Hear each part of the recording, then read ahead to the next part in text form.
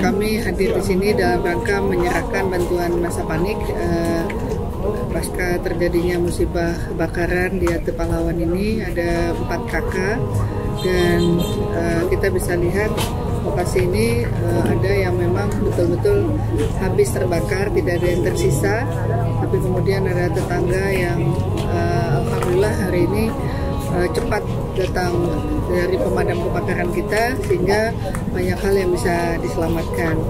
Dan selain bantuan masa panik ini juga tentu kita akan membantu dari sisi surat menyurat, ini identitas kependudukan dan sebagainya, semua akan kita bantu, dan juga bantuan dari Baitul Mal juga kita serahkan pada hari ini. Dan mudah-mudahan insya Allah semua korban bencana kebakaran ini bisa diberikan kesabaran oleh Allah dan ada jalan keluar.